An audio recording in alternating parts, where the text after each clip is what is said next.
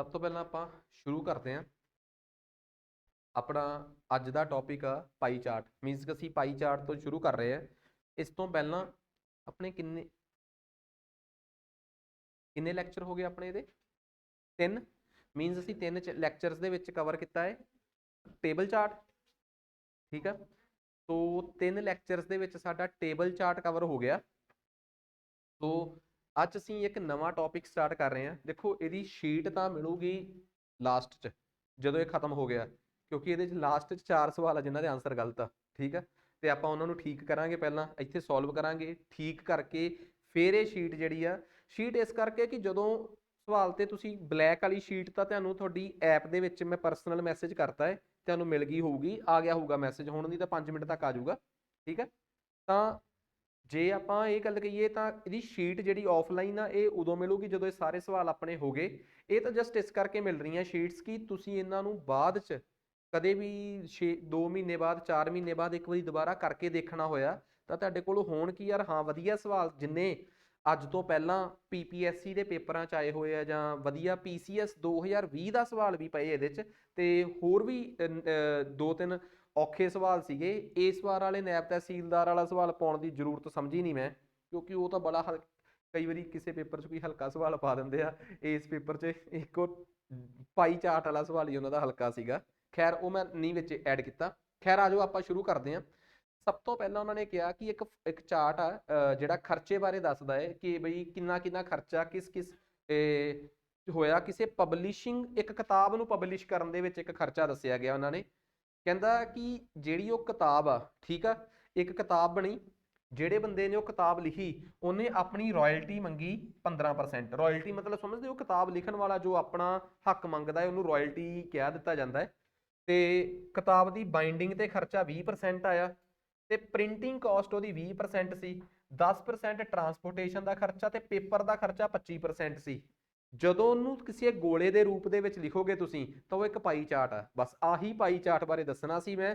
ਇਹ ਪਾਈ ਚਾਰਟ ਦੇ ਵਿੱਚ ਲਿਖੀ ਹੋਈ ਚੀਜ਼ ਪਰਸੈਂਟੇਜ 'ਚ ਵੀ ਹੋ ਸਕਦੀ ਹੈ ਤੇ ਡਿਗਰੀ 'ਚ ਵੀ ਹੋ ਸਕਦੀ ਹੈ। ਐਗਜ਼ਾਮਪਲ ਦੇ ਤੌਰ ਤੇ ਮੈਂ ਤੁਹਾਨੂੰ ਦਵਾਂ ਇਹ ਕਹਾਂ ਕਿ ਯਾਰ 20% ਨੂੰ ਜੇ ਕੋਈ ਡਿਗਰੀ 'ਚ ਲਿਖੇ ਤਾਂ ਕਿੰਨਾ ਹੋ ਸਕਦਾ ਹੈ। ਦੇਖੋ ਇੱਕ ਗੱਲ ਬੜੀ ਕਲੀਅਰ ਆ, ਪਹਿਲਾਂ ਤਾਂ ਇਹ ਦੱਸੋ 20% ਕਿੰਨਾ ਹੁੰਦਾ ਹੈ। ਕਿਸੇ ਚੀਜ਼ ਦੇ ਮਗਰ ਪਰਸੈਂਟੇਜ ਲੱਗੀ ਹੋਵੇ ਤਾਂ ਤੋੜਨੀ ਹੋਵੇ ਤਾਂ ਕੀ ਹੋਊਗਾ ਭਲਾ 20/100। ਕਹਿੰਦਾ 20% किस दा भला 20% ऑफ पंजाबी वाले लिखणगे किस दा 20%। पूरे का पूरा चक्कर किन्ने डिग्री का हुंदा है, पूरे का पूरा चक्कर हुंदा 360 डिग्री का, अद्धा चक्कर हुंदा 180 डिग्री का। मतलब तुसीं 20% पता करना चाहते हो 360 डिग्री का। 20% का मतलब आ 20/100 ऑफ जानी कि दा मतलब आ 360। आ दो जीरोवां कट्टियां गईयां किन्ना आ गया 72 डिग्री। ਇਹਦਾ मतलब कल वो पेपर च ਐਵੇਂ भी कह सकते हैं कि प्रिंटिंग कॉस्ट का ਜਿਹੜਾ एंगल आ वो 72 डिग्री है। ठीक है, वो ये भी कह सकते हैं कि बाइंडिंग का एंगल कितना है जी 72 डिग्री है। ठीक है, पेपर कॉस्ट का एंगल कितना है जी जां ਇਹਦਾ ट्रांसपोर्टेशन का एंगल कितना है जी 36 डिग्री है, क्योंकि 10% 36 डिग्री होगा। 25% वाला कढ़ के देख लें 25/100 25% ऑफ 360 कितना आ गया 90 डिग्री। 90 डिग्री है जी पेपर कॉस्ट वाला एंगल। देखो मैं नहीं कह रहा उन्होंने तो सवाल डिग्री उत्ते परसेंटेज च पाता तो मैं तो परसेंटेज ही कड्डूंगा। मैं तो एक संभावना क्रिएट की है कि रब ना करे ये सवाल किहदे च हुंदा डिग्रियां च हुंदा। हुण सपोज करो ये सवाल डिग्री च हुंदा, ठीक है 90 डिग्री हुंदा ते तुहानूं विपता पै जानी सी कि परसेंटेज च किन्ना आऊगा। जे कोई कहे कि यार एंगल 90 डिग्री च इहनूं परसेंटेज च कड्डो, ਜਦੋਂ ਆਪਾਂ परसेंटेज च ਕੱਢਣਾ ਸੀਗਾ परसेंटेज ਦੇ ਕੇਸ 'ਚ ਕਿੰਨਾ ਸੀਗਾ ਉਹ ਕਿੰਨੇ % ਸੀ 25%। ਹੁਣ ਤੁਸੀਂ ਇਹ ਦੱਸੋ ਜਦੋਂ ਤੁਸੀਂ परसेंटेज ਤੋਂ ਡਿਗਰੀ 'ਚ ਲੈ ਕੇ ਆਏ ਇਹਦੇ ਚੋਂ परसेंटेज ਤੋਂ ਡਿਗਰੀ 'ਚ ਲੈ ਕੇ ਆਏ ਤਾਂ ਕਿਵੇਂ ਲੈ ਕੇ ਆਏ। ਪਹਿਲਾਂ ਉੱਪਰ ਕੀ ਸੀਗਾ 25 ਬਟੇ 'ਚ ਬਟੇ ਕੀ ਸੀਗਾ 100 ਨਹੀਂ ਸੀ। ਮੈਂ ਦੱਸਦਾ ਕਿ ਉਹਦਾ ਸਹੀ ਨਾਮ ਕੀ ਹੈ। परसेंट ਵੱਧ ਤੋਂ ਵੱਧ ਕਿੰਨੀ ਹੋ ਸਕਦੀ ਹੈ 100। मतलब जिन्ने चो आप परसेंटेज कैलकुलेट करते हैं परसेंटेज तो 100 तो वध भी चले जाती है, पर किन्ने पिछे परसेंटेज कैलकुलेट करी दी है 100 पिछे। सो 25/100 गुणा तब्दील किहदे च करना है डिग्रियां च। ते डिग्रियां की वड्डी तो वड्डी वैल्यू किन्नी हुंदी है जिन्ने पिछे आप डिग्री कढ़ते हैं 360। आ तरीका सी इनू परसेंटेज तो डिग्री लैके जाण दा। हुण मैं डिग्री नूं परसेंटेज च लैके जाना है किन्ने डिग्री नूं बदलना है 90 ਡਿਗਰੀ ਨੂੰ ਡਿਗਰੀ ਕਿੰਨਿਆਂ ਚੋਂ ਕੱਢੀ ਦੀ ਹੈ 360 ਚੋਂ, ਇਸ ਕਰਕੇ ਉਹਦੇ ਨਾਲ ਡਿਵਾਈਡ ਤੇ ਲੈ ਕੇ ਕਿਹਦੇ ਚ ਜਾਣਾ ਹੈ ਪਰਸੈਂਟੇਜ ਚ, ਜਿਹਦੇ ਚ ਲੈ ਕੇ ਜਾਣਾ ਹੈ ਉਹ ਕਿੰਨੇ ਪਿੱਛੇ ਲਈਦੀ ਹੈ 100 ਪਿੱਛੇ। ਸੋ ਕੱਲ ਨੂੰ ਕੋਈ ਮੈਨੂੰ ਇਹ ਗੱਲ ਕਹਿ ਦੇ ਕਿ ਸਰ ਪਰਸੈਂਟੇਜ ਦਿੱਤਾ ਸੀ ਡਿਗਰੀਆਂ ਚ ਚਾਹੀਦਾ ਸੀ, ਮੈਂ ਸਵਾਲ ਕੱਢ ਕੇ ਆ ਜਾਂਦਾ ਪੇਪਰ ਚ, ਪਰ ਉਹਨਾਂ ਨੇ ਦਿੱਤਾ ਹੀ ਪਰਸੈਂਟੇਜ ਸੀ। ਮੈਨੂੰ ਤਾਂ ਸਵਾਲ ਕਿਸੇ ਨੇ ਕਰਾ ਕੇ ਭੇਜਿਆ ਕਿ ਜੇ ਡਿਗਰੀਆਂ ਚ ਹੋਵੇ ਤਾਂ ਐਵੇਂ ਕੱਢੀਦਾ। ਦੱਸੋ ਜੀ ਆ ਕਹਾਣੀ ਸਮਝ ਆ ਗਈ। ਸਵਾਲ ਨਾਲ ਵੀ ਦੋ ਦੋ ਹੱਥ ਕਰਦੇ ਆ, ਸਵਾਲ ਦਾ ਤਾਂ ਕੋਈ ਮਸਲਾ ਹੀ ਨਹੀਂ, ਮੈਨੂੰ ਲੱਗਦਾ ਹੀ ਨਹੀਂ ਕਿ ਸਵਾਲ ਇੰਨੇ ਪੱਧਰ ਦਾ ਰਹਿ ਜਾਊਗਾ। ਜੇ ਆਪਣੇ ਕਨਸੈਪਟ ਹੀ ਚੰਗੀ ਤਰ੍ਹਾਂ ਕਲੀਅਰ ਹੋ ਗਏ ਨਾ ਤਾਂ ਸਵਾਲ ਤਾਂ ਕੋਈ ਬਹੁਤ ਵੱਡਾ ਮੈਟਰ ਹੈ ਨਹੀਂਗਾ ਆਪਣੇ ਵਾਸਤੇ। ਖੈਰ ਆ ਜਾਓ, ਸਭ ਤੋਂ ਪਹਿਲੀ ਗੱਲ ਪਹਿਲਾ ਸਵਾਲ ਆ ਜਾਓ, ਕਹਿੰਦਾ ਜੀ ਜੇਕਰ ਕੋਈ for a certain quantity of book, ਮੰਨ ਲਓ ਆਪਾਂ ਕੁਝ ਕਿਤਾਬਾਂ ਛਪਾਉਣੀਆਂ ਚਾਹੁੰਦੇ ਆ ਤੇ ਪਬਲਿਸ਼ਰ ਨੇ 30,600 ਰੁਪਈਆ ਪ੍ਰਿੰਟਿੰਗ ਕਾਸਟ ਰੱਖੀ ਆ, ਤਾਂ ਦੱਸੋ ਰਾਇਲਟੀ ਵਾਸਤੇ ਕਿੰਨਾ ਦੇਣਾ ਪਊਗਾ। ਹੁਣ ਸਭ ਤੋਂ ਪਹਿਲਾਂ 30,600 ਕਿਹੜੀ ਕਾਸਟ ਆ ਪ੍ਰਿੰਟਿੰਗ।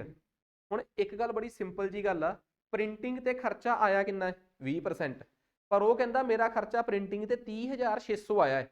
ਫਰਕ ਸਮਝੋ ਕੀ ਹੈ, ਕਹਿੰਦਾ 20% ਖਰਚਾ ਆਇਆ ਮੇਰਾ ਕਿਹਦੇ ਤੇ ਭਲਾ, ਕਿਹੜੀ ਚੀਜ਼ ਤੇ ਪ੍ਰਿੰਟਿੰਗ ਤੇ। ਹੁਣ ਮੇਰੇ ਵਰਗਾ ਬੰਦਾ ਮਾਤੜ ਧਮਾਤੜ ਜਿਹਦਾ ਮੈਥ ਇਹੋ ਜਿਹੀ ਆ, ਕਿਸੇ ਨੂੰ ਤਾਂ ਪੁੱਛੂਗਾ ਕਿ ਯਾਰ 20% ਕਿਸ ਦਾ, ਤੁਸੀਂ ਕਹੋਗੇ ਯਾਰ 20% ਖਰਚਾ ਟੋਟਲ ਦਾ, ਇਹਦਾ ਮਤਲਬ ਮੈਂ ਮੰਨ ਲਿਆ ਟੋਟਲ ਖਰਚਾ x ਆ, ਤਾਂ x ਦਾ 20% ਇਹ ਕਿਹਦੇ ਤੇ ਆਇਆ ਹੋਇਆ ਖਰਚਾ ਹੈ ਪ੍ਰਿੰਟਿੰਗ ਤੇ।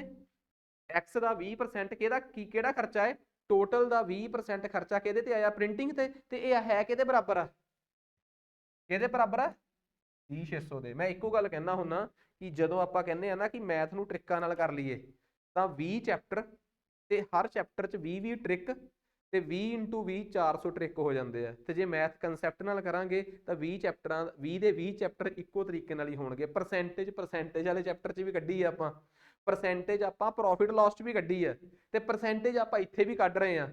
ਬੇਸਿਕ ਫਾਰਮੂਲਾ ਉਹੀ ਆ, ਯਾਦ ਆ ਕਿ ਆਪਾਂ ਕੀ ਕਿਹਾ ਸੀ ਕਿ ਬਈ ਜੇ ਆਪਾਂ ਕਾਸਟ ਪ੍ਰਾਈਸ 'ਚ ਵਰਤਿਆ ਸੀਗਾ ਤੇ ਅਸੀਂ ਕਿਹਾ ਸੀ ਕਿ ਜੇ ਕੋਈ ਚੀਜ਼ 1000 ਰੁਪਏ ਦੀ ਆ ਉਹਦੇ ਤੇ 20% ਪ੍ਰੋਫਿਟ ਹੋਇਆ ਹੈ।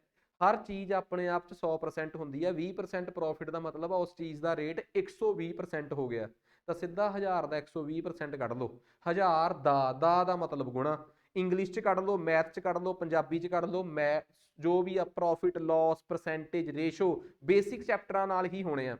ਆ ਜਾਓ x ਦਾ 20%, ਹੁਣ x ਗੁਣਾ 20/100 ਬਰਾਬਰ ਕਿਹਦੇ ਆ 30,600। ਇੱਥੋਂ x ਪਤਾ ਕਰ ਲਿਆ। ਬੇਸਿਕ ਮੈਥ ਵਾਲੇ ਜਿਹੜੇ 14 ਲੈਕਚਰ ਆ ਉਹੀ ਸਿਖਾਉਂਦੇ ਆ ਸਾਨੂੰ ਕਿ ਬਈ 20 ਉਧਰ ਜਾ ਕੇ ਡਿਵਾਈਡ ਹੋਊਗਾ ਕਿ ਮਲਟੀਪਲਾਈ ਹੋਊਗਾ।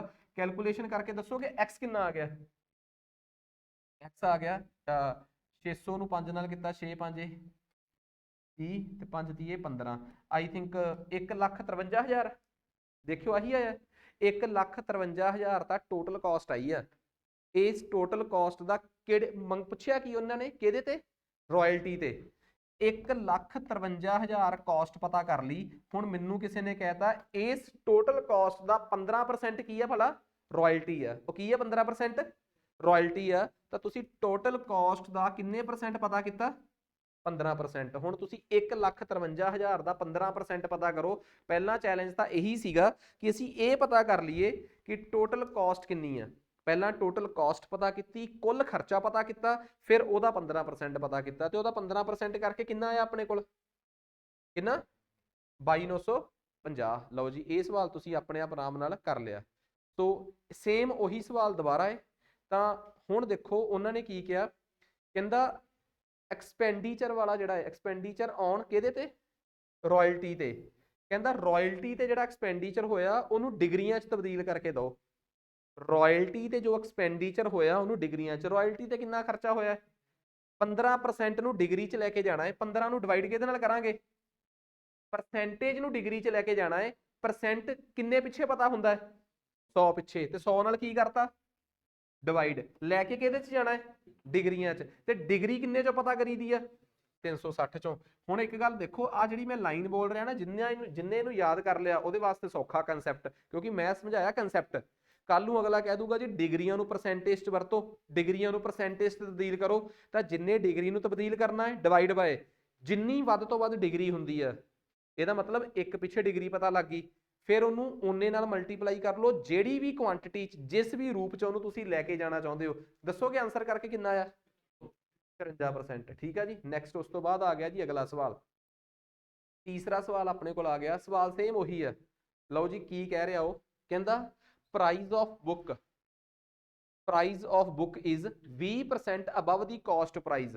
ਆ ਲਓ ਜੀ, ਮੈਨੂੰ ਲੱਗਦਾ ਥੋੜਾ ਬਹੁਤਾ ਇਹਦੇ ਚ ਕਾਸਟ ਪ੍ਰਾਈਸ, ਸੈਲਿੰਗ ਪ੍ਰਾਈਸ, ਖਰੀਦ ਮੁੱਲ, ਵੇਚ ਮੁੱਲ ਦਾ ਤੜਕਾ ਲੱਗ ਗਿਆ। ਕਹਿੰਦਾ ਕਿਤਾਬ ਦੇ ਉੱਪਰ ਪ੍ਰਾਈਸ ਚੇਪਿਆ ਗਿਆ, ਕਿੰਨਾ ਚੇਪਿਆ? 20% ਅਬਵ ਦੀ ਕਾਸਟ ਪ੍ਰਾਈਸ। ਜਿੰਨੇ ਦੀ ਕਿਤਾਬ ਬਣੀ ਉਹਦਾ 20% ਵਧਾ ਕੇ, ਭਾਵ ਜੇ ਕਿਤਾਬ ਬਣੀ ਆ 1000 ਦੀ, 20% ਵੱਧ ਦਾ ਮਤਲਬ ਆ ਉਸ ਦਾ 1000 ਦਾ ਕਿੰਨੇ ਪਰਸੈਂਟ? 120%।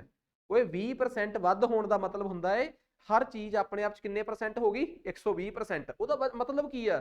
ਜੇ ਤੁਸੀਂ ਮੇਰੇ ਤੋਂ ਪ੍ਰੋਫਿਟ ਲਾਸ ਵਾਲਾ ਚੈਪਟਰ ਸਮਝਿਆ ਹੋਵੇ, ਮੈਂ ਇੱਕੋ ਗੱਲ ਕਹਿਣਾ ਹੁੰਦਾ, ਕਿਸੇ ਚੀਜ਼ ਦਾ 30% ਵੱਧ ਹੋਣ ਦਾ ਮਤਲਬ ਆ ਉਹ ਚੀਜ਼ 130% ਹੋ ਗਈ। ਉਹਦੀ ਵਜ੍ਹਾ ਹਰ ਚੀਜ਼ ਆਪਣੇ ਆਪ ਚ ਕਿੰਨੇ ਪਰਸੈਂਟ ਆ?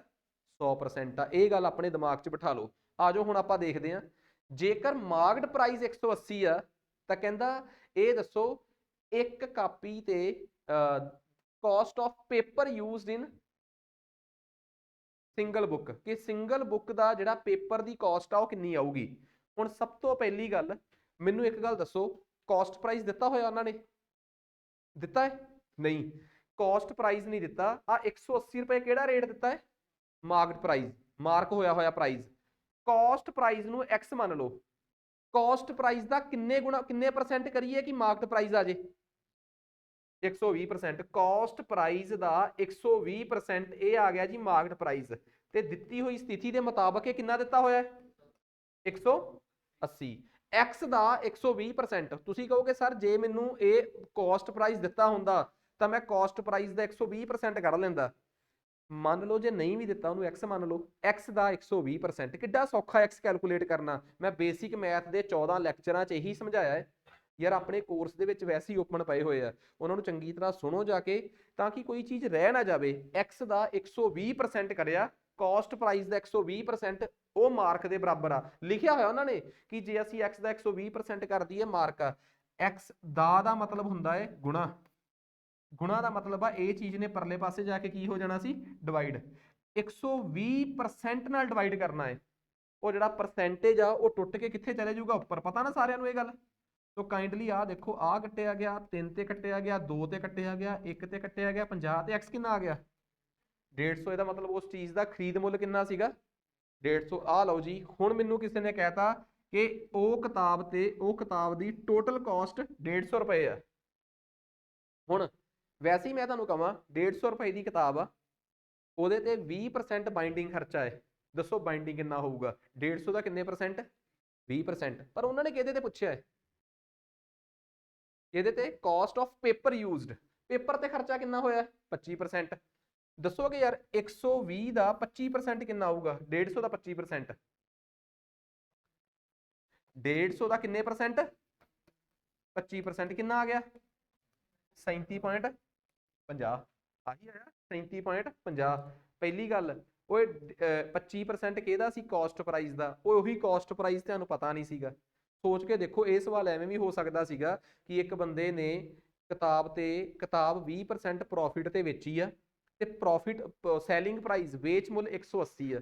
ਉਹੀ ਗੱਲ ਨਿਕਲ ਆਉਂਦੀ ਕਿ ਪਹਿਲਾਂ ਸੈਲਿੰਗ ਪ੍ਰਾਈਸ ਨੂੰ ਭਾਵੇਂ ਮਾਰਕ ਪ੍ਰਾਈਸ ਕਹਿ ਲਓ, ਕਿਉਂਕਿ ਅਗਲਾ ਕਹਿੰਦਾ ਜੀ ਮੈਂ ਜਿੰਨੇ ਦਾ ਮਾਰਕ ਲਾਇਆ ਉਨੇ ਦੀ ਵੇਚਣੀ ਆ, ਉਹੀ ਸੈਲਿੰਗ ਪ੍ਰਾਈਸ ਹੋ ਗਿਆ। ਸੈਲਿੰਗ ਜਾਂ ਮਾਰਕ ਪ੍ਰਾਈਸ ਤੋਂ ਪਹਿਲਾਂ ਕਿਹੜਾ ਪ੍ਰਾਈਸ ਕੱਢਿਆ ਆਪਾਂ? Cost price. ਤੇ ਫਿਰ ਕਾਸਟ ਪ੍ਰਾਈਸ ਤੋਂ ਚੱਲ ਕੇ ਆਪਾਂ ਕੀ ਕੱਢਿਆ? ਇੱਕ ਦੀ ਕੀਮਤ। ਸੋ ਇਹ ਸਵਾਲ ਤੁਸੀਂ ਹੁਣ ਬੜੀ ਆਸਾਨੀ ਨਾਲ ਮੈਨੂੰ ਲੱਗਦਾ ਇਹ ਹੋ ਜਾਣਗੇ। ਠੀਕ ਹੈ, ਹਾਂ ਥੋੜਾ ਜਿਹਾ ਵਧੀਆ ਲੱਗਦਾ ਸਵਾਲ, ਕਰਕੇ ਦੇਖੋ ਕੀ ਕਹਿ ਰਿਹਾ ਹੈ। ਆ ਲਓ ਜੀ, ਸਵਾਲ ਸਾਰਿਆਂ ਲਈ ਵਿਜ਼ੀਬਲ ਆ? ਹਾਂਜੀ ਕਿ ਕੀ ਹੈ? ਲਾਓ ਦਿਮਾਗ ਇੱਕ ਵਾਰ।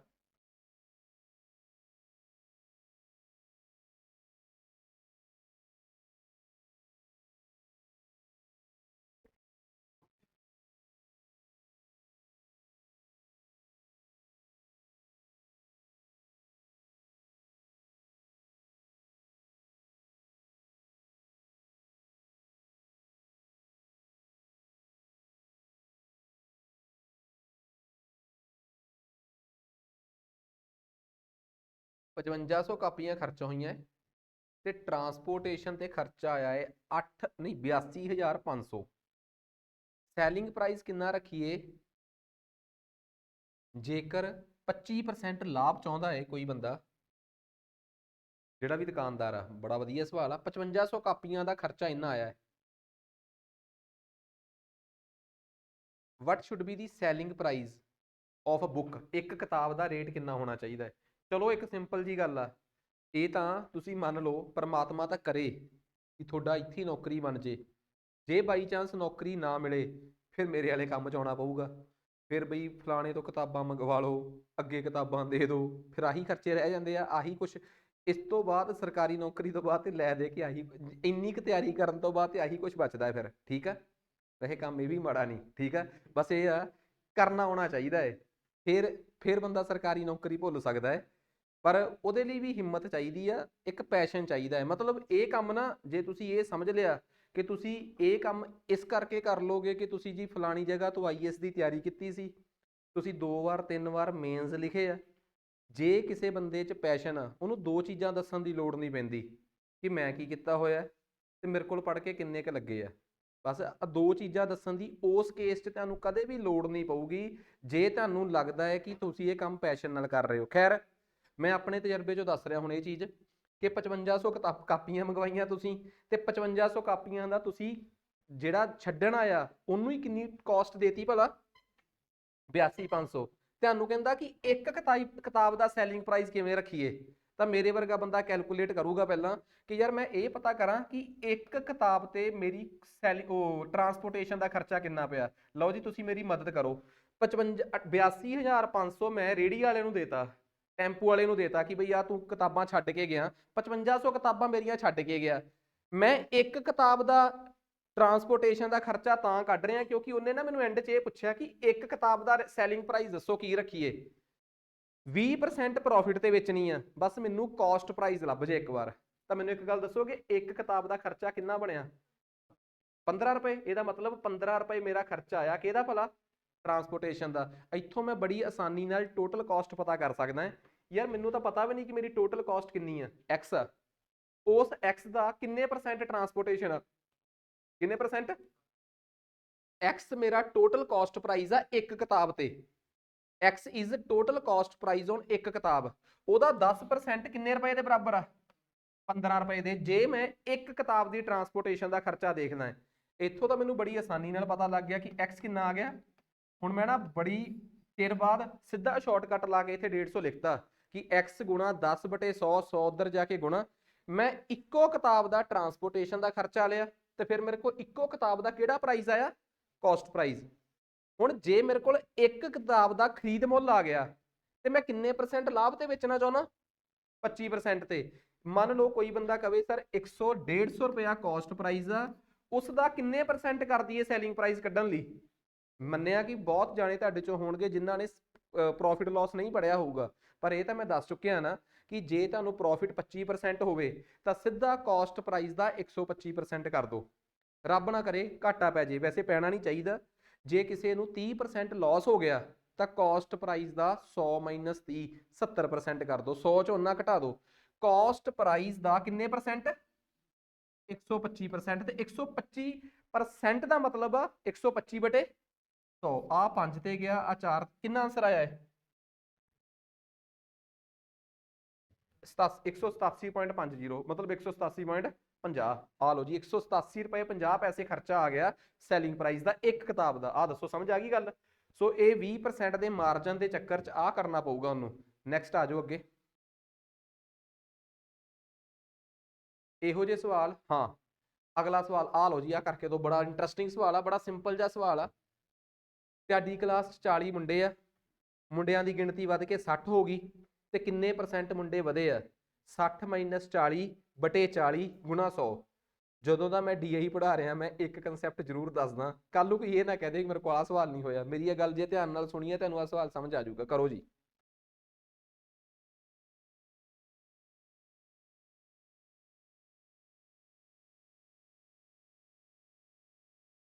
ਸੌਰੀ।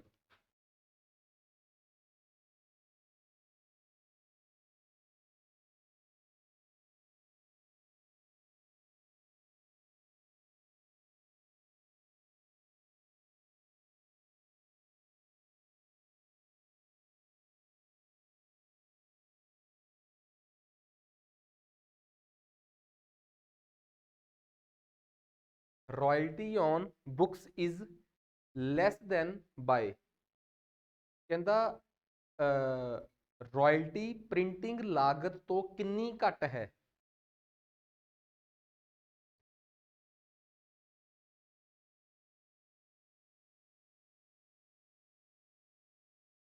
देखो किन्नी आंसर कितना है 25।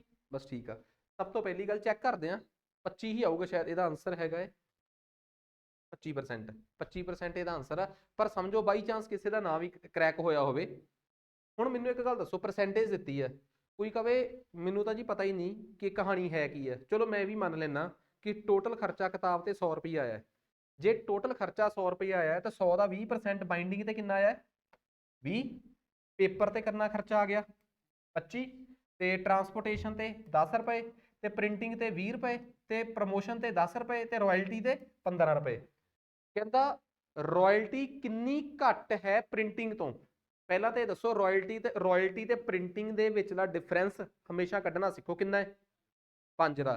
ਕਿਉਂਕਿ ਜੇ ਕੋਈ ਕਵੇ ਸਰ ਮੈਂ ਸਬਟਰੈਕਟ ਨਹੀਂ ਸੀ ਕਰ ਸਕਦਾ ਕਿਉਂਕਿ ਉੱਪਰੋਂ ਪਰਸੈਂਟੇਜ ਦਿੱਤੇ ਹੋਏ ਸੀ। ਆਪਣੇ ਵੱਲੋਂ ਹੀ ਮੰਨ ਲਓ ਕਿ ਟੋਟਲ ਖਰਚਾ 100 ਰੁਪਏ ਹੈ फिर परसेंटेज थोड़ा रह गई फिर रुपये आ गए। चलो किन्ने रुपए का खर्चा है 5 डिवाइड करना है। जे मैं तुहानूं कहां कि जिवें क्लास दे विच 40 मुंडे आ ते क्लास दे विच 40 मुंडे हो गए ते 25 कुड़ियां हो गईयां 25 गर्ल्स ने। दसो मैनूं ये दसो मुंडे कुड़ियां तो किन्ने वध ने। मुंडे कुड़ियां तो किन्ने वध आ। मुंडे कुड़ियां तो किन्ने परसेंट वध आ। डिफरेंस किन्ना है 15 डिवाइड च मुंडे कुड़ियां तो किन्ने परसेंट वध हन। सिंपल सवाल आ। हाँ जी हाले डिवाइड च की आऊगा मुंडे कुड़ियां तो किस तो पंजाबी च जिन्हों नहीं समझ आउंदा ना वो समझ ले कि जिहदे नाल पंजाबी वाला तो लग्या होवे ते इंग्लिश च जिहदे नाल फ्रॉम लग्या होवे ते जिहड़ा बाहला टैक्नीकल आ मैथ दे भाषा च वो समझ ले कि जिहड़ा रैफरेंस पॉइंट आ किस तो। मेरी गल समझ के मुंडे कुड़ियां तो किन्ने वध ने तां बेस की लैना आपां कुड़ियां नूं किन्ना आंसर आऊगा थल्ले थल्ले 25 ते गुणा 100। सवाल पलटता कुड़ियां मुंडियां तो किन्नियां घट ने उपर किन्ना आऊगा 15। डिफरेंस उपर दा डिफरेंस ही रहना। कुड़ियां मुंडियां तो किन्नियां घट आ डिवाइड च की आऊगा 40 मुंडियां दी कीमत इनटू 100 कुछ नहीं गा। हुण आ जाओ इत्थे सवाल ते कहंदा रॉयल्टी ते किन्ना घट खर्च होया है प्रिंटिंग लागत तो। उपर तो दोवां दा डिफरेंस थल्ले प्रिंटिंग आऊगी कि रॉयल्टी आऊगी प्रिंटिंग। प्रिंटिंग तो किन्ना घट होया है बस जिन्नू समझ आ गया कि बई आही असली खेड आ। परसेंटेज हजे तक भी पक्के पैरिंग कर लो अपनी किस तो रैफरेंस नू ही डिवाइड च प्रिंटिंग कॉस्ट किन्नी सी थल्ले किन्नी 20 ते multiply by 100। So technically answer किन्ने परसेंट आ गया 25%। सवाल खत्म हो गया। इट मीनस जे आ सवाल ना समझ आया पहला अपने आप नूं आ सवाल समझाओ ते जदों तक अपने आप नूं आ सवाल नहीं समझा सकते आ समझ आ ही नहीं सकता।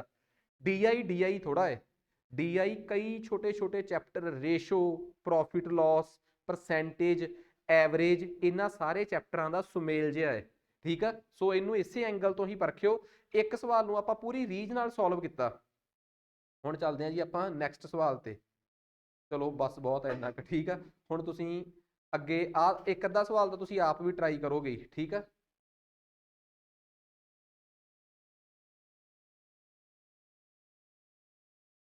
कमाल दी गल इन्ने मतलब कर लोगे ना अपने आप। हाँ हुण आ जाओ आ अपने को अगला सवाल आ गया कि ये की कह रहा। पढ़ो जी सवाल की है। एक वारी एक दा आपां पूरा सवाल पूरा पढ़ लैंदे आ कि दा एक पाई चार्ट आ जिहड़ा दस रहा ओवरसीज़ टूरिस्ट ਜਿਹੜੀ ਸਾਡੇ ਦੇਸ਼ 'ਚ ਟ੍ਰੈਫਿਕ ਆਈ ਆ ਠੀਕ ਆ ਮਤਲਬ ਬਾਹਰੋਂ ਆਉਣ ਵਾਲੇ ਲੋਕਾਂ ਦੀ ਪਰਸੈਂਟੇਜ ਦੱਸੀ ਹੋਈ ਆ ਉਹਨਾਂ ਨੇ ਤੇ ਟੂਰਿਸਟ ਕਿਹੜੇ ਮੇਰੇ ਹਿਸਾਬ ਨਾਲ ਆ ਸਮਝ ਰਹੇ ਆਪਾਂ ਕਿ ਇੱਕ ਪਾਸੇ ਤਾਂ ਦੱਸਿਆ ਕਿ ਕਿਹੜੇ ਦੇਸ਼ ਤੋਂ ਆਏ ਆ ਇੱਕ ਪਾਸੇ ਆਪਾਂ ਨੂੰ ਦੱਸਿਆ ਹੋਇਆ ਹੈ ਕਿ ਉਹ ਕਿੰਨੀ ਕਿੰਨੀ ਆਬਾਦੀ ਤੋਂ ਥੱਲੇ ਵਾਲੇ ਆਏ ਆ ਠੀਕ ਆ। ਆਹੀ ਦੋ ਚੀਜ਼ਾਂ ਨੇ ਆਪਣੇ ਕੋਲ। ਹੁਣ ਆਪਾਂ what is the percentage of Indian tourist. ਅੱਛਾ ਇਹ ਮੈਨੂੰ ਟੂਰਿਸਟ ਫਰੋਮ ਇਹ ਇੰਡੀਆ ਤੋਂ ਆ ਜੀ ਠੀਕ ਆ। ਕੁਐਸਚਨ ਨਹੀਂ ਪੜ੍ਹ ਕੇ ਪਤਾ ਲੱਗਿਆ ਕਿ ਇੰਡੀਆ ਤੋਂ ਕਿੱਥੇ ਕਿੱਥੇ ਘੁੰਮਣ ਗਏ ਆ। ਯੂਕੇ ਘੁੰਮਣ ਵਾਲੇ ਕਿੰਨੇ ਆ ਇੱਥੇ ਆ ਜਾਪਾਨ ਕਿੰਨੇ ਆ ਤੇ ਅਦਰਸ ਕਿੰਨੇ ਆ। ਫਿਰ ਦੂਜੇ ਪਾਸੇ ਅੰਕੜੇ ਆ ਏਜ ਵਾਈਜ਼ ਕਿ ਜਿੰਨੇ ਟੂਰਿਸਟ ਇੰਡੀਆ ਤੋਂ ਗਏ ਆ ਉਹਨਾਂ ਦਾ ਇੱਕ ਪਾਸੇ ਵਾਲਾ ਅੰਕੜਾ ਆਏ। ਸਵਾਲ ਬੜਾ ਸਿਰਫ ਇੰਨਾ ਕਾ ਕਿ ਕਿੰਨੇ ਲੋਕ ਸਾਡੇ ਯੂਕੇ ਜਾਂ US ਗਏ ਆ ਕਿੰਨਾ ਆਨਸਰ ਆਊਗਾ? ਕਿੰਨੇ % ਲੋਕ ਸਾਡੇ UK ਜਾਂ US ਗਏ ਆ? ਪਹਿਲੇ ਦਾ ਆਨਸਰ ਤਾਂ ਸਿੰਪਲ ਆਪਣੇ ਕੋਲ ਕੀ ਆ ਗਿਆ 50। ਸਮਝ ਗਏ ਗੱਲ? ਕਿਉਂਕਿ ਪਹਿਲੇ ਵਾਲੇ 'ਚ ਤਾਂ ਕੁਝ ਵੀ ਨਹੀਂ। UK ਗਏ ਆ ਕਿੰਨੇ 10% ਤੇ US ਕਿੰਨੇ ਗਏ ਆ 40%। ਹਜੇ ਤਾਂ ਸਵਾਲ ਥੋੜਾ ਜਿਹਾ ਔਖਾ ਤਾਂ ਹੁੰਦਾ ਜੇ ਉਹ ਪੁੱਛਦੇ ਕਿ UK ਜਾਂ US ਕਿੰਨੇ ਡਿਗਰੀ ਲੋਕ ਗਏ ਆ, ਫਿਰ ਆਪਾਂ ਮੰਨ ਸਕਦੇ ਸੀ ਕਿ 40% ਉਹ ਆ, 10% ਉਹ ਆ, ਕਿੰਨੇ ਹੋ ਗਏ 50। 50% ਨੂੰ ਕਿਹਦੇ ਚ ਕਨਵਰਟ ਕਰਨਾ ਪੈਂਦਾ? ਡਿਗਰੀਜ਼ ਦੇ ਵਿੱਚ। ਤਾਂ ਫਿਰ ਥੋੜਾ ਜਿਹਾ ਆਪਾਂ ਨੂੰ ਔਖਾ ਹੋ ਸਕਦਾ ਸੀਗਾ। ਆ ਲਓ ਜੀ ਦੂਸਰਾ ਸਵਾਲ ਆਪਣੇ ਕੋਲ ਆ ਗਿਆ, ਸੇਮ ਸਵਾਲ ਉਹੀ ਰਹਿਣਾ ਆਪਣਾ, ਠੀਕ ਆ। ਤੇ ਆ ਲਓ ਜੀ, ਆ ਕਰੋ ਸਵਾਲ, ਇੱਕ ਸਵਾਲ ਆਪਣੇ ਆਪ ਕਰਕੇ ਦਿਓ ਕੀ ਹੈ, ਕਰੋ। ਦਾ ਰੇਸ਼ੋ, ਅਨੁਪਾਤ ਦੱਸਣਾ ਹੈ ਜਿਹੜੇ ਇੰਡੀਅਨ ਟੂਰਿਸਟ USA ਗਏ ਆ ਟੂ ਦੀ ਇੰਡੀਅਨ ਟੂਰਿਸਟ ਹੂ ਵਰ ਬਿਲੋ ਦੀ ਏਜ ਆਫ 30। ਉਹਨਾਂ ਦਾ ਅਨੁਪਾਤ ਉਹਨਾਂ ਨਾਲ ਜਿਨ੍ਹਾਂ ਦੀ ਉਮਰ 30 ਸਾਲ ਤੋਂ ਥੋੜੀ ਉਹਨਾਂ ਦੇ ਨਾਲ।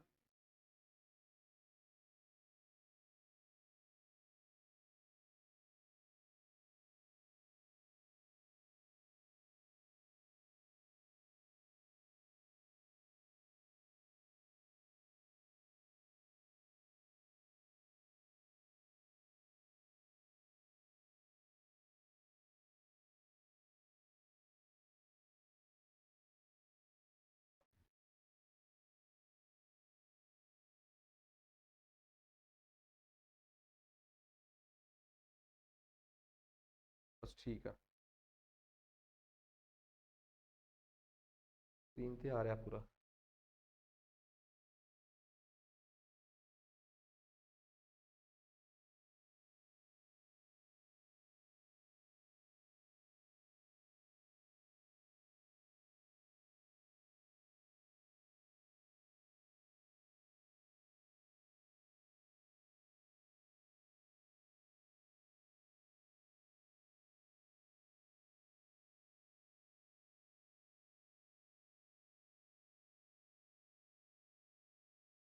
ਦੇਖੋ ਪਹਿਲੀ ਗੱਲ ਇਹ ਆ ਕਿ ਇੰਡੀਆ ਦੇ ਕਿੰਨੇ ਟੂਰਿਸਟ ਜਿਹੜੇ ਆ ਉਹ ਕਿੱਥੇ ਗਏ? USA। ਹੁਣ ਸਪੋਜ਼ ਕਰੋ, ਮੰਨ ਲਓ ਤੁਹਾਨੂੰ ਕਨਫਿਊਜ਼ ਹੋ ਗਿਆ ਯਾਰ ਪਰਸੈਂਟੇਜ ਦੇ ਵਿੱਚ ਅਸੀਂ ਕਿਵੇਂ ਉਲਝ ਗਏ। ਮੰਨ ਲਓ ਤੁਹਾਡੇ ਇੰਡੀਆ ਚੋਂ ਕਿੰਨੇ ਟੂਰਿਸਟ ਗਏ ਆ ਜੀ? 1000। ਦੱਸੋਗੇ USA ਕਿੰਨੇ ਗਏ ਆ? 400। ਜਾਪਾਨ ਕਿੰਨੇ ਗਏ ਆ? 300। ਅਦਰਸ ਚ 200 ਤੇ UK ਚ 100। ਇੱਧਰ ਆ ਜਾਓ, ਸਾਡੇ ਦੇਸ਼ ਚੋਂ 1000 ਯੂਥ ਗਿਆ ਉੱਥੇ, ਠੀਕ ਆ। 50 ਸਾਲ ਤੋਂ ਉੱਪਰ ਵਾਲੇ ਇੱਥੇ ਕਿੰਨੇ ਗਏ ਆ? 500।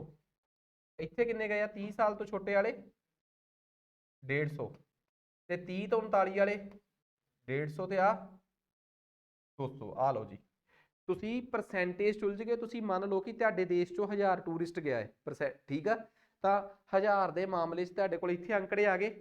ਇਜ਼ ਇਟ ਪੋਸੀਬਲ ਕਿ ਤੁਸੀਂ US ਜਾਣ ਵਾਲਿਆਂ ਦੀ ਗਿਣਤੀ ਪਤਾ ਕਰ ਸਕੋ? US ਜਾਣ ਵਾਲੇ ਕਿੰਨੇ ਆ? 400। ਤੇ ਕੀ ਤੁਸੀਂ ਇਹ ਦੱਸ ਸਕਦੇ ਹੋ 30 ਸਾਲ ਤੋਂ ਛੋਟੀ ਏਜ ਦੇ ਕਿੰਨੇ ਬੰਦੇ ਆ ਜਿਹੜੇ ਗਏ ਆ? 150।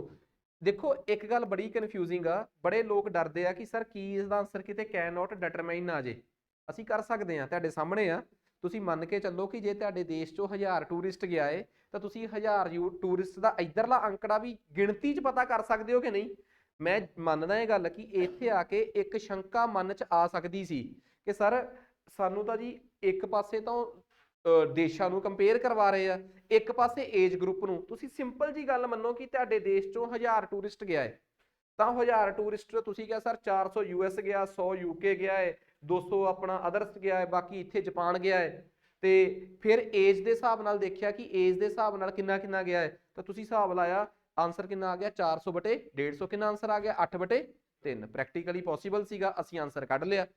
ਆਨਸਰ ਨਾ ਕੱਢਣ ਵਾਲੇ ਜਾਂ ਆਨਸਰ ਕੱਢ ਕੇ ਡਰਨ ਵਾਲੇ ਐਸਪੀਰੈਂਟਸ ਜਿਹੜੇ ਆ ਉਹਨਾਂ ਨੂੰ ਆਹ ਚੀਜ਼ ਪਰੇਸ਼ਾਨ ਕਰ ਸਕਦੀ ਸੀ।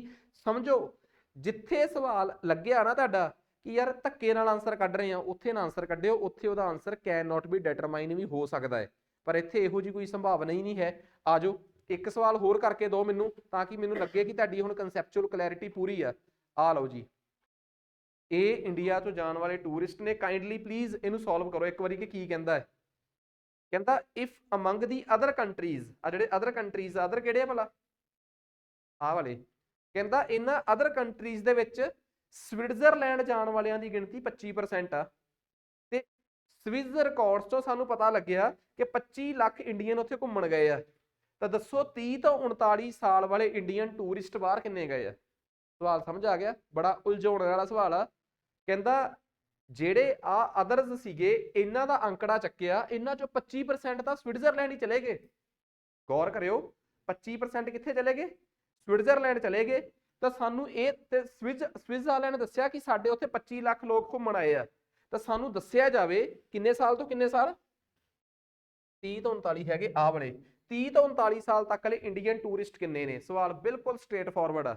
ਮਤਲਬ ਥੋੜਾ ਜਿਹਾ ਟਵਿਸਟ ਕਿਹਾ ਜਾ ਸਕਦਾ ਹੈ, ਬਟ ਇਹ ਨਹੀਂ ਮੈਂ ਮੰਨਦਾ ਕਿ ਬਹੁਤ ਔਖਾ ਹੋਊਗਾ।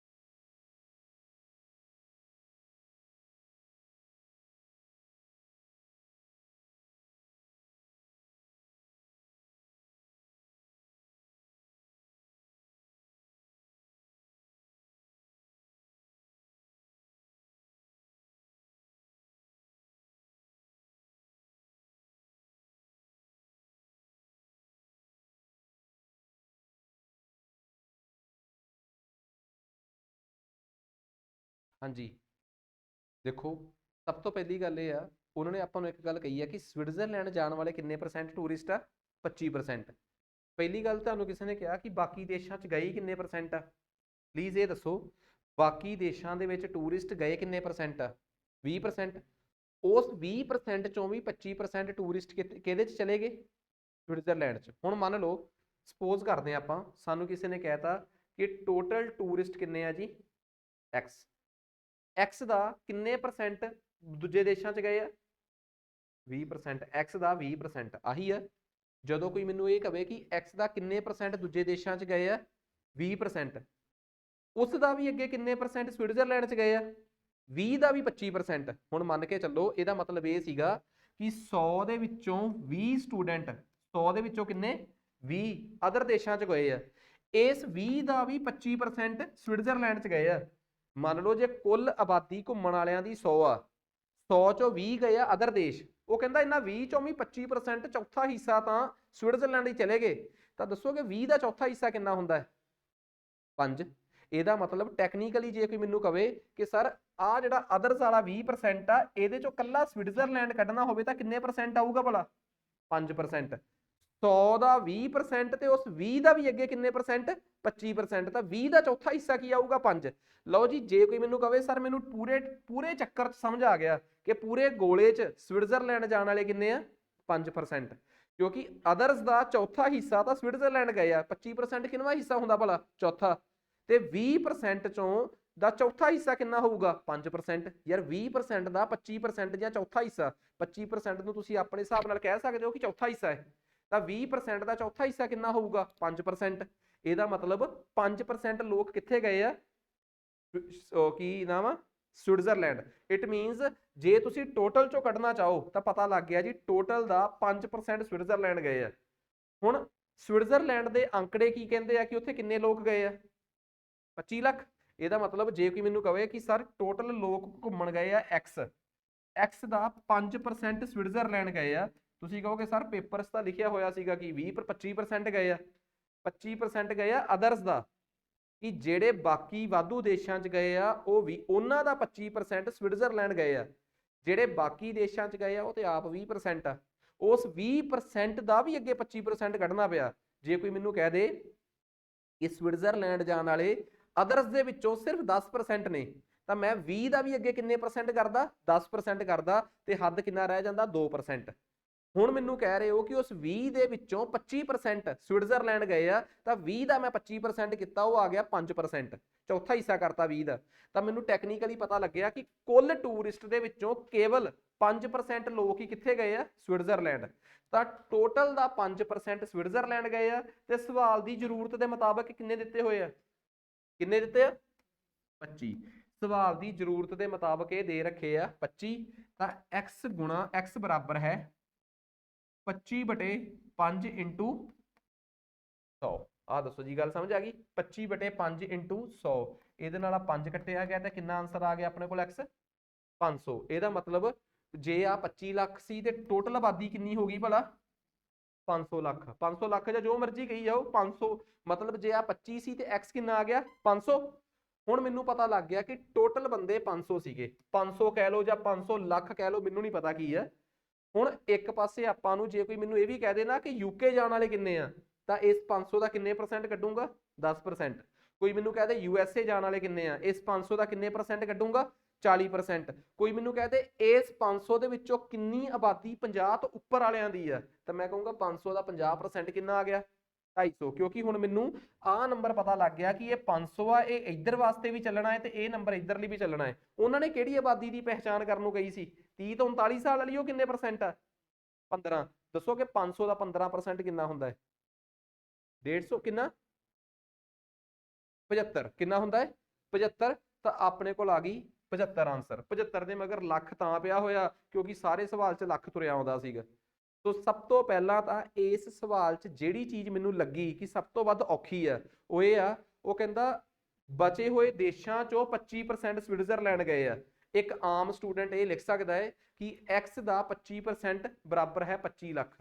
25% ਨਹੀਂ, ਬਚੇ ਹੋਏ ਦੇਸ਼ਾਂ 'ਚ ਗਏ ਆ 20%, ਉਹਦਾ ਵੀ ਅੱਗੇ 25%। ਸੋ ਸਵਿਟਜ਼ਰਲੈਂਡ ਜਾਣ ਵਾਲਿਆਂ ਦੀ ਟੈਕਨੀਕਲ ਪਰਸੈਂਟੇਜ 25 ਨਹੀਂ, ਕਿੰਨੀ ਆ 5 ਸੀ। ਸੋ ਇਹ ਇਸ ਸਵਾਲ ਦਾ ਇੱਕ ਨਿਚੋੜ ਸੀਗਾ। ਠੀਕ ਆ, ਸੋ ਨੈਕਸਟ ਅਗਲਾ ਸਵਾਲ ਆ ਗਿਆ। ਹੁਣ ਆਪਾਂ ਪਹਿਲਾਂ ਥੋੜੇ ਜਿਹੇ ਲਾਸਟ ਵਾਲਾ ਇੱਕ ਅੱਧਾ ਸਵਾਲ ਉਹ ਵੀ ਕਰਕੇ ਦੇਖ ਲੈਂਦੇ ਆ। ਮਤਲਬ ਸਾਰੇ ਸਵਾਲ ਆਪਾਂ ਸੋਲਵ ਕਰਾਂਗੇ, ਇੱਕ ਇੱਕ ਸਵਾਲ ਆਪਾਂ ਲਾਸਟ ਚੋਂ ਕਵਰ ਕਰਦੇ ਆ ਜਿਹੜੇ ਆਪਣੇ ਪੇਪਰਾਂ 'ਚ ਵੀ ਆਏ ਹੋਏ ਸਵਾਲ ਆ। ਠੀਕ ਆ, ਸੋ ਇਹ ਹਾਂ ਆ ਲਓ ਜੀ ਇੱਕ ਸਵਾਲ ਜਿਹੜਾ ਮਤਲਬ ਕਿ ਪੇਪਰਾਂ ਐਗਜ਼ਾਮਸ ਦੇ ਵਿੱਚ ਆਇਆ ਹੋਇਆ, ਇੱਕ ਇੱਕ ਆਪਾਂ DI ਉੱਥੋਂ ਸੋਲਵ ਕਰਦੇ ਜਾਵਾਂਗੇ। ਹਾਂ ਇਹ ਬਾਅਦ 'ਚ ਕਰਾਂਗੇ। ਆ ਲਓ ਜੀ ਇੱਕ ਇੱਕ DI ਥੱਲਿਓਂ ਤੇ ਇੱਕ ਇੱਕ ਦੋ ਦੋ ਉੱਪਰੋਂ ਕਵਰ ਕਰ ਲਿਆ। 3 ਕੁ ਦਿਨਾਂ 'ਚ ਆਪਣੇ ਸਾਰੇ DIs ਕਵਰ ਹੋ ਜਾਣਗੀਆਂ।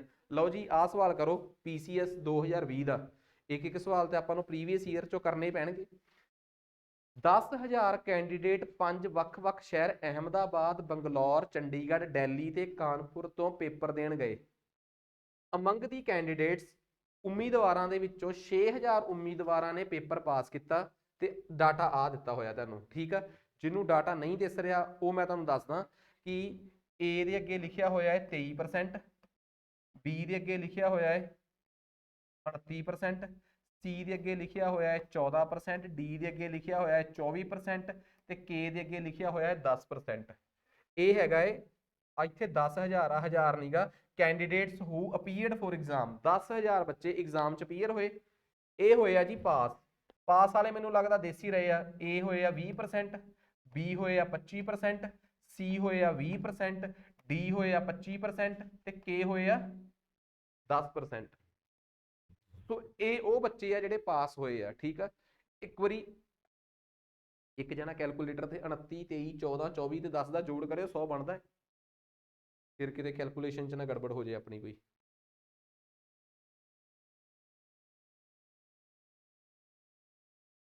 ਫਿਰ ਆਪਾਂ ਸ਼ੁਰੂ ਕਰਦੇ ਹਾਂ ਪਹਿਲਾ ਸਵਾਲ। 10 23 29 14 ਹਾਂਜੀ ਸਹੀ ਹੈ। ਲਓ ਜੀ ਸਹੀ ਆ। ਲਓ ਜੀ ਹੁਣ ਮੈਨੂੰ ਸਭ ਤੋਂ ਪਹਿਲਾਂ ਇਹ 10,000 ਬੱਚਿਆਂ ਨੇ ਪੇਪਰ ਦਿੱਤਾ, ਇਹ ਉਹਦਾ ਰਿਜ਼ਲਟ ਆ, ਤੇ 6,000 ਪਾਸ ਹੋਏ ਉਹਨਾਂ ਦਾ ਰਿਜ਼ਲਟ ਆ। ਲਓ ਜੀ ਸਵਾਲ ਕੱਢ ਕੇ ਦਿਓ, ਕਿਹੜੇ ਸ਼ਹਿਰ ਚੋਂ ਜਿਹੜੇ ਬੱਚੇ ਕਲੀਅਰ ਕੀਤੇ ਉਹਨਾਂ ਦੀ ਰੇਸ਼ੋ ਜਿਹੜੇ ਬੱਚੇ ਅਪੀਅਰ ਹੋਏ ਉਹ ਸਭ ਤੋਂ ਵੱਧ ਸੀਗੀ। ਪਾਸ ਹੋਇਆਂ ਦਾ ਅਨੁਪਾਤ ਅਪੀਅਰ ਹੋਣ ਵਾਲਿਆਂ ਚ ਸਭ ਤੋਂ ਵੱਧ ਕਿਹੜੇ ਸ਼ਹਿਰ ਚ? ਚਾਰ ਆਪਸ਼ਨਸ ਨੇ, ਅਹਿਮਦਾਬਾਦ, ਚੰਡੀਗੜ੍ਹ, ਦਿੱਲੀ ਤੇ ਚੌਥਾ ਕਿਹੜਾ ਹੈ? ਕਾਨਪੁਰ। ਲਓ ਜੀ ਆਪਾਂ ਸਭ ਤੋਂ ਪਹਿਲਾਂ ਰਡਾਰ ਤੇ ਰੱਖਦੇ ਹਾਂ ਅਹਿਮਦਾਬਾਦ ਨੂੰ। ਦੱਸੋ ਕਿ ਅਹਿਮਦਾਬਾਦ ਚੋਂ ਪਾਸ ਕਿੰਨੇ ਹੋਏ? ਅਹਿਮਦਾਬਾਦ ਪਾਸ ਕਿੰਨੇ ਹੋਏ ਆ? ਕਿੰਨੇ? 6 ਪਾਸ ਕਿੰਨੇ ਹੋਏ ਆ? ਟੋਟਲ ਬੱਚੇ ਕਿੰਨੇ ਪਾਸ ਹੋਏ ਆ? 6,000। ਉਹ ਚੋਂ ਕਿੰਨੇ ਪਰਸੈਂਟ ਅਹਿਮਦਾਬਾਦ ਚੋਂ ਪਾਸ ਹੋਏ ਆ? ਕਿੰਨੇ? 6,000 ਦਾ 20% ਕਿੰਨਾ ਹੁੰਦਾ ਹੈ? 1200। ਅਹਿਮਦਾਬਾਦ ਦਾ ਆਨਸਰ ਤੇ ਆ ਗਿਆ 1200 ਬਟੇ ਇਧਰੋਂ ਵੀ ਰੇਸ਼ੋ ਚੱਕੋ ਕਿੰਨੇ ਪਰਸੈਂਟ? 23। ਤੇ ਇਧਰ ਸੌਖਾ ਹੀ ਹੈ ਕੰਮ, 2300। ਪਤਾ ਕਿਉਂ? 10,000 ਟੋਟਲ ਨੇ, 10,000 ਦਾ 23% 2300। ਉਧਰ ਤਾਂ ਸੌਖਾ ਹੀ ਹੈ। ਏ ਦਾ ਆਨਸਰ ਆ ਗਿਆ। ਹੁਣ ਆ ਜਾਓ ਬੀ ਤੇ। ਬੀ ਦਾ ਸਟੇਟਸ ਕੀ ਕਹਿ ਰਿਹਾ ਤੁਹਾਨੂੰ? ਬੀ ਦਾ ਸਟੇਟਸ ਕੀ ਕਹਿ ਰਿਹਾ ਹੈ? ਬੀ ਚ ਆ ਜਾਓ 25%। 6,000 ਦਾ 25% ਕਿੰਨਾ ਆ ਗਿਆ? 1500। ਤੇ ਬੀ ਚੋਂ ਗਏ ਕਿੰਨੇ ਆ? 2900। ਕਿੰਨੇ ਗਏ ਆ? 2900। ਸੀ ਦਾ ਆ ਜਾਓ ਹੁਣ ਸਟੇਟਸ। ਸੀ ਚੋਂ ਪਾਸ, ਸੀ ਦੇ ਪੁੱਛਿਆ ਹੀ, ਅੱਛਾ ਬੀ ਦਾ ਪੁੱਛਿਆ ਹੀ ਨਹੀਂ ਉਹਨਾਂ ਨੇ। ਅੱਛਾ ਬੀ ਹੈ ਹੀ ਨਹੀਂ ਕੋਈ। ਆ ਲਓ ਜੀ ਬੀ ਤਾਂ ਪੁੱਛਿਆ ਹੀ ਨਹੀਂ ਉਹਨਾਂ ਨੇ। ਇੱਕ ਪੁੱਛਿਆ ਚੰਡੀਗੜ੍ਹ ਸੀ। ਠੀਕ ਆ, ਚੰਡੀਗੜ੍ਹ ਚੋਂ ਕਿੰਨੇ ਪੀਏ ਪਾਸ ਹੋਏ ਆ? 20%। 20% ਦਾ ਮਤਲਬ ਕਿੰਨੇ ਹੋ ਗਏ? 1200। 1200 ਬਟੇ ਸੀ 1400। 1200 ਬਟੇ 1400। ਤੇ ਉਸ ਤੋਂ ਬਾਅਦ ਕਿਹੜਾ ਪੁੱਛਿਆ ਉਹਨਾਂ ਨੇ? ਦਿੱਲੀ। ਦਿੱਲੀ ਦੇ ਕੇਸ ਚ ਆ ਜਾਓ। ਦਿੱਲੀ ਦੇ ਕੇਸ ਚ ਅਪੀਅਰ ਕਿੰਨੇ ਹੋਏ ਆ? ਦਿੱਲੀ ਦੇ ਕੇਸ ਚ 25% ਪਾਸ ਹੋਏ ਆ, ਯਾਨੀ ਕਿ 1500 ਪਾਸ ਹੋਇਆ ਹੈ। ਤੇ ਅਪੀਅਰ ਕਿੰਨਾ ਹੋਇਆ ਦਿੱਲੀ ਚੋਂ? 2400। 1500 ਬਟੇ 2400। ਤੇ ਚੌਥੇ ਨੰਬਰ ਤੇ ਆ ਗਿਆ ਕਿਹੜਾ? ਕਾਨਪੁਰ। ਅਪੀਅਰ ਕਿੰਨੇ ਹੋਏ ਆ ਜੀ? ਪਾਸ ਕਿੰਨੇ ਹੋਏ ਆ? 10%। 600 ਤੇ ਪਾਸ ਕਿੰਨੇ ਹੋਏ ਆ? ਸੌਰੀ ਅਪੀਅਰ ਕਿੰਨੇ ਹੋਏ ਆ? 1000। ਠੀਕ ਆ, ਕਾਨਪੁਰ ਵਾਲਾ ਆਨਸਰ ਤੇ ਆ ਹੀ ਹੈ ਆਪਣੇ ਕੋਲ। ਕਾਨਪੁਰ ਦਾ ਆਨਸਰ ਤੇ ਆ ਗਿਆ 0.6। ਕਾਨਪੁਰ ਦਾ ਆਨਸਰ ਆ ਜਿਹੜਾ ਆਨਸਰ ਆ 1200 ਬਟੇ ਇਹ ਬਿਲਕੁਲ 0.5 ਦੇ ਨੇੜੇ ਪਹੁੰਚੂਗਾ, 0.51 ਦੇ ਨੇੜੇ। ਠੀਕ ਆ, ਜਿਹੜਾ ਆਨਸਰ ਆ ਇਹ ਆਪਣੇ ਕੋਲ ਆਊਗਾ 3। ਇੱਧਰ ਆ ਜਾਊਗਾ ਕਿੰਨਾ ਆਪਣੇ ਕੋਲ? 8 ਨਹੀਂ 5/8 ਹੈ ਨਾ। 5/8 ਆਪਣੇ ਕੋਲ ਆ ਜਾਊਗਾ 0.6 ਦੇ ਨੇੜੇ। ਕਿੰਨੇ ਦੇ ਨੇੜੇ ਆ ਜਾਊਗਾ? 0.6 ਦੇ ਨੇੜੇ ਆ ਜਾਊਗਾ, 0.62। ਤੇ ਆ ਜਾਊਗਾ 6/7। ਤੇ ਇਹ 6/7 ਆ ਜਾਊਗਾ। 7 ਨੂੰ 60 ਨਾਲ ਕੀਤਾ 8.8। ਚੰਡੀਗੜ੍ਹ ਵਾਲਾ ਆਨਸਰ ਮੈਨੂੰ ਲੱਗ ਰਿਹਾ ਕਿ 0.8 ਦੇ ਗੇੜ 'ਚ ਜਾਊਗਾ, ਕਿਉਂਕਿ ਤੁਸੀਂ ਡਿਵਾਈਡ ਕਰਕੇ ਦੇਖ ਲਓ 6 ਨੂੰ 7 ਨਾਲ। ਜਦੋਂ ਆਪਾਂ 6 ਨੂੰ 7 ਨਾਲ ਡਿਵਾਈਡ ਕਰਾਂਗੇ ਤਾਂ 0.8 ਆ ਹੀ ਜਾਊਗਾ। ਤਾਂ ਹਾਂਜੀ 0.81 ਜੋ ਵੀ ਆ ਗਿਆ। ਸੋ ਸਭ ਤੋਂ ਵੱਡਾ ਪਰਸੈਂਟੇਜ ਰੇਸ਼ੋ ਕਿਹਦੇ ਕੇਸ 'ਚ ਆਈ ਆ? ਚੰਡੀਗੜ੍ਹ ਦੇ ਕੇਸ 'ਚ। ਸੋ ਸਭ ਤੋਂ ਪਹਿਲੀ ਗੱਲ, ਕਾਈਂਡਲੀ ਪਲੀਜ਼ ਇਹ ਲਾਸਟ ਸਵਾਲ ਆ ਬੱਚੇ, ਇਹਦਾ ਆਨਸਰ ਨੋਟ ਕਰ ਲਿਓ। ਇਸ ਸਵਾਲ ਦਾ ਆਨਸਰ ਕਿੰਨਾ ਆ ਗਿਆ ਆਪਣੇ ਕੋਲ? ਬਸ ਇਹ ਦੇਖ ਲਿਓ ਕਿ ਆ ਜਿਹੜਾ ਚੰਡੀਗੜ੍ਹ ਵਾਲਾ ਸਵਾਲ ਆ ਇਹਦੇ ਪਹਿਲੇ ਪਾਰਟ ਦਾ ਆਨਸਰ ਬੀ ਆ ਕੀ ਸੀ ਆ? ਬੀ। ਲਓ ਜੀ ਪਹਿਲੇ ਸਵਾਲ ਦਾ ਆਨਸਰ ਆ ਗਿਆ ਬੀ। ਕਰ ਲਿਆ? ਠੀਕ ਆ, ਨੈਕਸਟ ਅੱਗੇ ਆ ਜਾਓ। ਇਸੇ ਸਵਾਲ ਦਾ ਦੂਜਾ ਪਾਰਟ ਹੁਣ ਤੁਸੀਂ ਸੋਲਵ ਕਰਕੇ ਦਿਓ। ਬਿਲਕੁਲ ਜਿਹਨੂੰ ਲੱਗਿਆ ਨਾ ਪਤਾ ਲੱਗਿਆ ਉਹ ਮੈਨੂੰ ਪੁੱਛ ਲੇ। A 23 ਆ, B 29 ਆ, C 14 ਹੈ, D 24 ਆ ਤੇ K 10 ਆ। ਸਵਾਲ ਦੇਖੋ ਕੀ ਆ। ਇਹ ਆਪਾਂ ਨੂੰ ਜੇ ਦੇ 2 ਜਾਂ 3 ਪਾਰਟ ਹੋਏ ਸਾਰੇ ਕੱਢਣੇ ਪੈਣਗੇ, ਕਿਉਂਕਿ ਇਹਨਾਂ ਦੇ ਆਨਸਰ ਨਹੀਂ ਹੈਗੇ ਨਾ। ਆਪਾਂ ਇੱਥੇ ਹੀ ਫਾਈਨਲ ਕਰਕੇ ਜਾਣੇ ਆਨਸਰ ਇਹਨਾਂ ਦੇ। ਕਹਿੰਦੇ what is approximate percentage of candidate who cleared the exam to the appeared from Delhi and Kanpur together? Delhi ਤੇ ਕਾਨਪੁਰ ਦੇ ਵਿੱਚ ਕਿੰਨੇ ਪ੍ਰਤੀਸ਼ਤ ਨੇ ਜਿਹੜੇ ਪਾਸ ਹੋਏ ਆ ਦੈਨ ਜਿੰਨੇ ਅਪੀਅਰ ਹੋਏ ਆ? ਪਹਿਲਾਂ ਤਾਂ ਇਹ ਦੱਸੋ ਕਿਹੜੇ ਦੋ ਸ਼ਹਿਰਾਂ ਦੀ ਗੱਲ ਹੋ ਰਹੀ ਆ? ਦਿੱਲੀ ਤੇ ਕਾਨਪੁਰ। ਪਹਿਲਾਂ ਤਾਂ ਉਹਨਾਂ ਦੇ ਅਪੀਅਰ ਹੋਏ ਬੱਚੇ ਦੇਖੋ। ਉਹਨਾਂ ਨੇ ਕਿਹਾ ਕਿੰਨੇ ਪਾਸ ਹੋਏ ਆ, 2 ਦੀ ਜਿੰਨੇ ਅਪੀਅਰ ਹੋਏ ਆ। ਅਪੀਅਰ ਹੋਣ ਵਾਲੇ ਥੱਲੇ ਤੇ ਪਾਸ ਹੋਣ ਵਾਲੇ ਉੱਪਰ। ਇਹੀ ਹੁੰਦਾ ਨਾ ਕਿ ਬਈ ਜਦੋਂ ਉਹਨਾਂ ਨੇ ਪਾਸ ਦੀ ਪ੍ਰਤੀਸ਼ਤ ਪੁੱਛੀ ਆ ਤਾਂ ਪਾਸ ਵਾਲੇ ਉੱਪਰ, ਅਪੀਅਰ ਵਾਲੇ ਥੱਲੇ। ਦੱਸੋ ਦਿੱਲੀ ਚੋਂ ਕਿੰਨੇ ਅਪੀਅਰ ਹੋਏ ਆ? ਦਿੱਲੀ ਚੋਂ ਅਪੀਅਰ ਹੋਇਆ 24%। 24% ਦਾ ਮਤਲਬ ਕਿੰਨਾ ਹੁੰਦਾ ਹੈ? 2400। ਕਾਨਪੁਰ ਚੋਂ ਕਿੰਨੇ ਅਪੀਅਰ ਹੋਏ ਆ? ਉਹ ਕਾਨਪੁਰ ਕਿੱਥੇ? 10%। ਕਿੰਨੇ? 1000 ਇਹ ਤਾਂ ਹੋ ਗਏ ਅਪੀਅਰ, ਮਲਟੀਪਲਾਈ ਕਿਹਦੇ ਨਾਲ ਕਰਨਾ ਹੈ 100 ਨਾਲ। ਹੁਣ ਉੱਪਰਲੇ ਪਾਸੇ ਆ ਜਾਓ, ਪਾਸ ਦੱਸੋ ਦਿੱਲੀ ਚੋਂ ਕਿੰਨੇ ਹੋਏ ਆ 25%, ਦਿੱਲੀ ਚੋਂ 25% ਪਾਸ ਹੋਇਆ ਕਿੰਨੇ ਹੋ ਗਏ 1500, ਕਿਉਂਕਿ 6000 ਦਾ 25%। ਤੇ ਕਾਨਪੁਰ ਚੋਂ ਕਿੰਨੇ ਪਾਸ ਹੋਇਆ ਹੈ ਲਿਖਿਆ ਕੁਛ ਇਹਨਾਂ ਨੇ 10%, ਤੇ ਕਿੰਨੇ ਪਾਸ ਹੋਏ ਆ 600। 15 ਤੇ 6 ਟੋਟਲ ਬੱਚੇ ਇਹਨਾਂ ਦੋ ਸ਼ਹਿਰਾਂ ਚੋਂ ਜੋੜ ਕੇ ਪਾਸ ਹੋਇਆ 2100। ਪੁੱਛਿਆ ਵੀ ਇਹੀ ਸੀਗਾ ਕਿ ਕਿੰਨੇ ਪ੍ਰਤੀਸ਼ਤ ਬੱਚੇ ਦੋਵਾਂ ਚੋਂ ਪਾਸ ਹੋਏ ਆ, ਦਿੱਲੀ ਪਲੱਸ ਕਾਨਪੁਰ ਚੋਂ 2 ਦੀ ਜਿਹੜੇ ਅਪੀਅਰ ਹੋਏ ਆ, ਪਾਸ ਹੋਏ ਆ 2100 ਤੇ ਅਪੀਅਰ ਕਿੰਨੇ ਹੋਏ ਆ 3400 ਤੇ ਮਲਟੀਪਲਾਈ ਬਾय 100। ਲਓ ਜੀ ਕਰੋ ਇਹਨੂੰ ਕੈਲਕੂਲੇਟ, ਕਿੰਨਾ 61.76 61.76। ਲਓ ਜੀ ਇਸ ਸਵਾਲ ਦਾ ਆਨਸਰ ਮਾਰਕ ਕਰੋ ਕਿੰਨਾ ਆ ਗਿਆ B। ਮਤਲਬ ਕਿ ਜਿਹੜਾ ਆਪਾਂ ਲਾਸਟ ਸਵਾਲ ਆ ਇਸ ਸਵਾਲ ਦਾ ਆਪਣੇ ਕੋਲ ਆਨਸਰ ਕਿੰਨਾ ਆ ਗਿਆ B ਆ ਗਿਆ। ਠੀਕ ਆ, ਜਦੋਂ ਇਹ ਸਾਰੇ ਹੋ ਗਏ ਨਾ ਕਾਈਂਡਲੀ ਜਾ ਕੇ ਉੱਥੇ ਚੇਂਜ ਕਰਵਾ ਦਿਓ ਆਨਸਰ ਇਹਦੇ। ਠੀਕ ਆ, ਤਾਂ ਆਹ ਦੱਸੋ ਜੀ ਇਹ ਗੱਲ ਕਲੀਅਰ ਹੋ ਗਈ। ਨੈਕਸਟ ਉਸ ਤੋਂ ਬਾਅਦ ਆ ਗਿਆ ਜੀ ਅਗਲਾ ਸਵਾਲ।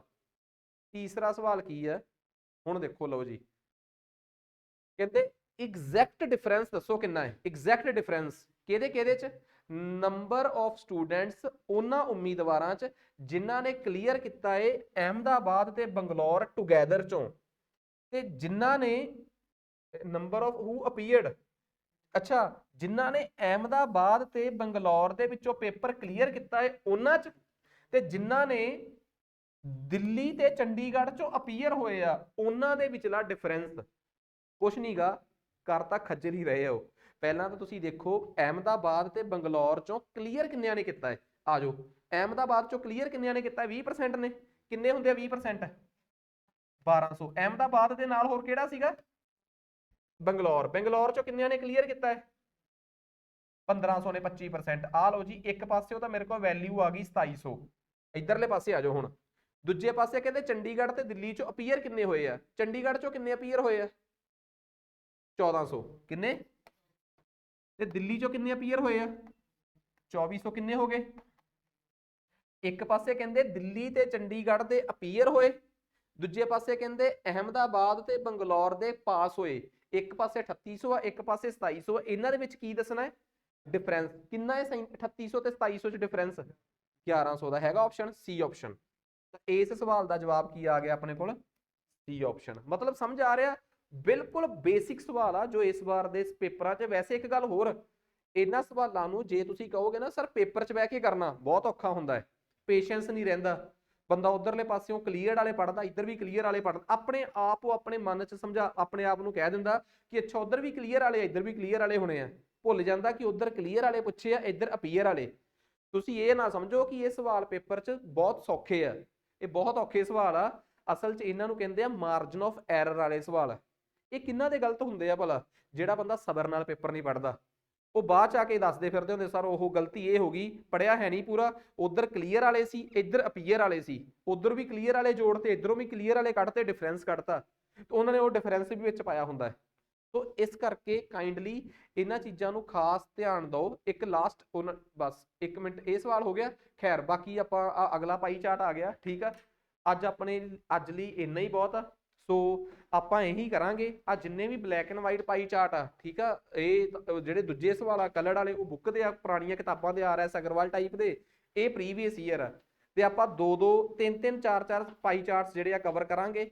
ਤੇ ਜਿਵੇਂ ਆਪਾਂ ਟੇਬਲ ਚਾਰਟ ਨੂੰ 3 ਦਿਨਾਂ 'ਚ ਕਵਰ ਕੀਤਾ ਸੀ, 3 ਦਿਨਾਂ 'ਚ ਪਾਈ ਚਾਰਟ, ਤੇ 3 ਕੁ ਦਿਨਾਂ ਦੇ ਅੰਦਰ ਅੰਦਰ ਆਪਾਂ ਆਪਣੇ ਬਾਰ ਗ੍ਰਾਫ ਜਿਹੜੇ ਆ ਉਹਨਾਂ ਨੂੰ ਕਵਰ ਕਰਾਂਗੇ। ਠੀਕ ਆ, ਤੇ ਸੋ ਇਸ ਤਰੀਕੇ ਦੇ ਆ ਸਵਾਲ ਹੋ ਗਏ। ਠੀਕ ਆ, ਮੇਰੇ ਹਿਸਾਬ ਨਾਲ ਲਾਸਟ 'ਚ ਬੜੇ ਇੰਟਰਸਟਿੰਗ ਜਿਹੇ ਸਵਾਲ ਆ ਪਾਈ ਚਾਰਟ। ਇਹ ਹੁਣ ਮੈਨੂੰ ਪਤਾ ਹੀ ਨਹੀਂ ਸੀ ਕਿ ਇਹਨਾਂ ਨੂੰ ਪਾਈ ਚਾਰਟ 'ਚ ਰੱਖਾਂ ਕਿ ਲਾਈਨ ਚਾਰਟ 'ਚ ਰੱਖਾਂ, ਪਰ ਤੁਹਾਡੇ ਕੋਲ ਸ਼ੀਟ ਪਹੁੰਚੀ ਹੋਈ ਆ, ਤੁਹਾਡੀ ਐਪ ਦੇ ਵਿੱਚ ਅਵੇਲੇਬਲ ਆ, ਹੋਊਗਾ ਤੇ ਦਿਮਾਗ ਲਾ ਕੇ ਆਇਓ। ਬੜਾ ਇੰਟਰਸਟਿੰਗ ਜਿਹਾ ਸਵਾਲ ਆ ਇਹ ਵੀ, ਮੈਨੂੰ ਲੱਗਦਾ PCS 2020 ਦੇ ਸੀ ਸੈਟ ਦੇ ਪੇਪਰ ਦਾ ਸਵਾਲ ਹੀ ਆ। ਕਰੋ ਇੱਕ ਵਾਰੀ, ਲਾਇਓ ਦਿਮਾਗ। ਐਡਾ ਕੁ ਸੌਖੇ ਸਵਾਲ ਆ ਨਾ, ਮਤਲਬ ਕਿ ਤੁਹਾਨੂੰ ਆਪ ਲੱਗੂਗਾ ਯਾਰ ਕਿ ਪੇਪਰ ਪਾਉਣ ਵਾਲੇ ਨੇ ਸਿਰਫ ਇੱਕੋ ਚੀਜ਼ ਕੀਤੀ ਸੀ ਪੇਪਰ 'ਚ, ਡਰਾਇਆ ਸੀ। ਠੀਕ ਆ, ਤੇ ਡਰਿਆ ਕੌਣ? ਜਿੰਨੇ ਪੇਪਰ ਦੇ ਕੇ ਹਾਰਿਆ ਕੌਣ? ਜੋ ਪੇਪਰ ਦੇ ਕੇ ਡਰ ਗਿਆ। ਹੁਣ ਤੁਸੀਂ ਇਸ ਸਵਾਲ ਨੂੰ ਕਰਕੇ ਦੇਖਿਓ, ਤੁਹਾਨੂੰ 2 ਮਿੰਟ ਨਹੀਂ ਲੱਗਣੇ। ਇਸ ਤੋਂ ਉੱਪਰਲਾ ਵੀ ਉਸੇ PCS ਦਾ ਸਵਾਲ ਹੀ ਸੀਗਾ। ਸੋ ਅੱਜ ਵਾਸਤੇ ਇੰਨਾ ਹੀ ਬਹੁਤ ਆ, ਮਿਲਦੇ ਆ ਜੀ।